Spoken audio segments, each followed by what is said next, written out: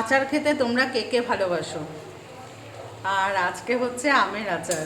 তাও কোথায় দেখো, বোনের বাড়ি। এই যে বোন পাশে দাঁড়িয়ে রান্না করছে, আর আমি আসলাম ছোট্ট করে একটা ভিডিও করার জন্য। এখানে আচারই যে বসিয়ে দেওয়া হয়ে গেছে, দেখো এই যে আম।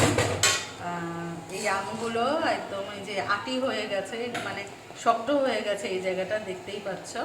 এটা এই যে গুড়ে জাল হচ্ছে, আর হচ্ছে এটা জাল হতে থাকুক। জানো এটা করতে অনেক সময় লাগবে, আস্তে আস্তে ফুটতে থাকুক। আমি একটু ছোট্ট করে একটু ভিডিও করে নিলাম। আর আচার খেতে তো ভীষণই ভালো লাগে।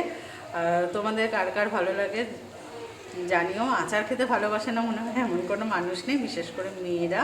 আর আমার কিন্তু টক আচারটা ভালো লাগে না, মিষ্টি মিষ্টি একদম আচারটা হবে। আর এর মধ্যে মশলা দেব হচ্ছে তোমার হচ্ছে মৌরি, আর হচ্ছে একটু শুকনো লঙ্কা গুঁড়ো করে রেখেছি, আর একটু ধনে ভেজে ওটা মিক্সিতে গুঁড়ো করে রেখেছি। ওটাই একটু, এটা একদম যখনই মানে এই গুড়ের রসটা যখন পুরো টেনে যাবে আর কি, পুরো আঠা আঠা হয়ে যাবে, লাস্টে ওই মশলাটা ছড়িয়ে দিয়ে একদম রেডি হয়ে যাবে আমের আচার। একদম যারা যারা মানে কাছে পিঠে আছো, খেতে চাও, চলে আসো, সবাই মিলে একসাথে বসে জমিয়ে গল্প হবে, আড্ডা হবে, সাথে আচার খাওয়া হবে। আর সবাই যেভাবে ভালোবাসা দাও, সবাই সেইভাবে ভালোবাসা দিও। তোমাদের এই ছোট্ট একটু ভালোবাসা, এই ছোট্ট ছোট্ট ভিডিওগুলো তৈরি করতে আমাকে অনেক উৎসাহ দেয়।